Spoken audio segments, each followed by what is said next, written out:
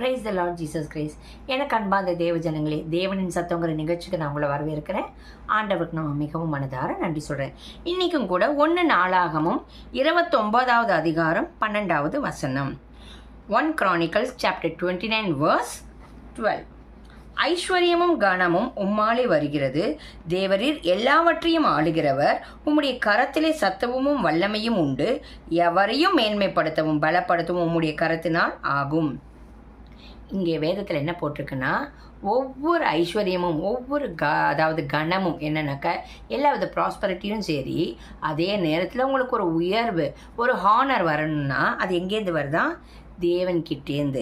தேவரீர் எல்லாவற்றையும் ஆளுகிறவர், எல்லாத்தையும் கர்த்தர் தான் ஆளுகை செய்கிறாரு. அவரோட கரத்துலேருந்து தான் சத்துவமும் வல்லமையும் அந்த பவரும் சரி அந்த ஒரு நன்மையும் கர்த்தருடைய கரத்தினால தான் வரும்.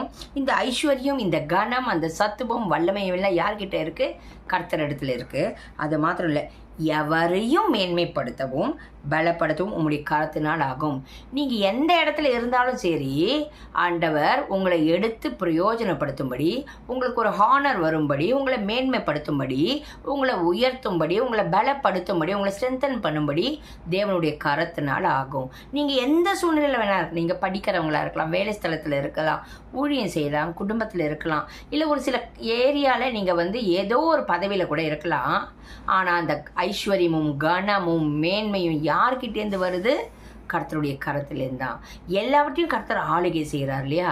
அப்போ இன்னைக்கு உங்களுக்கு ஐஸ்வர்யம் வேணுமா, இல்லை ஒரு கனம் வேணுமா, இல்லை ஒரு வல்லமை வேணுமா, இல்லை உங்களுக்கு ஏதோ ஒரு இடத்துல நீங்கள் பலகீனமாக இருக்கீங்க, உங்களுக்கு ஒரு பலன் ஒரு பயத்தில் இருக்கீங்க, அதில் ஒரு பாதுகாப்பு வேணுமா? எல்லாமே யார் கரத்தில் இருக்குது? கர்த்தருடைய கரத்தில் இருக்குது. அப்போ நீங்கள் யார்கிட்ட போய் விழணும்? மனுஷங்க கிட்ட போய் கேட்காதீங்க. உங்களுக்கு ஒரு தேவை இருந்தால், இல்லை உங்களுக்கு ஒரு வர வேண்டிய ப்ரொமோஷனோ பதவிக்கோ மனுஷங்க கல்ல விழாதீங்க, தேவ சமூகத்தில் போய் விழுங்க. அப்போ சொல்லுங்கள், கர்த்தாவை எவரையும் மேன்மைப்படுத்தவும் பலப்படுத்தவும் தேவனுடைய கரத்தினாலே ஆகுமே.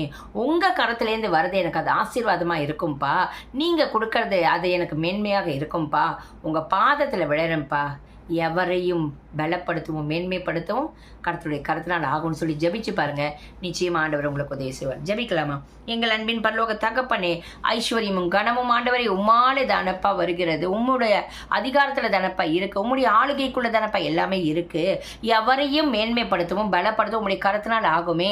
இன்றைக்கு உம்முடைய பிள்ளைகள் ஆண்டவரை எதற்காக காத்து கொண்டிருக்கிறார்களோ, எந்த நன்மைகள் குறைவுபட்டிருக்கிறதோ, இல்லை எந்த இடத்துல இழிவுபட்டு அவமானப்பட்டு கிடக்கிறார்களோ, மனிதர்களுக்கு இல்லை ராஜா, வேற குறி சொல்றதோ ஜோசியம் கேட்கறதோ நாள் பார்க்கறதோ போகாதபடிக்கு தேவ சமூகத்தில் விழுந்து எல்லாவற்றையும் எவரையும் மேன்மைப்படுத்தவும் எவரையும் பலப்படுத்தவும் சத்துவமும் வல்லமையும் கர்த்தருடைய கரத்தில் இருக்கிறது என்று உணர்ந்து கொண்டு சார்பில் விழ, உமக்கு பயப்பட, உண்மையே சார்ந்திருக்க ஆண்டவரை உம்மிடத்தில் ஜபிக்கும் போது இந்த பிள்ளைகள் ஜபிக்கிற ஜபத்துக்கு பதில் தரும்படியாக, இவர்களை மேன்மைப்படுத்தும்படியாக ஆண்டவரை நீர் கிருபை தரும்படியாக ஜபிக்கிறோம் ராஜா.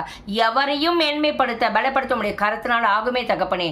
இந்த பிள்ளைகளை மேன்மைப்படுத்தி பலப்படுத்தி உமக்கு சாட்சியாக வாழ வைப்பீராக. இயேசுவின் நாமத்தினாலே ஜெபிக்கிறோம் பிதாவே. ஆமீன். ஆமீன். God bless you.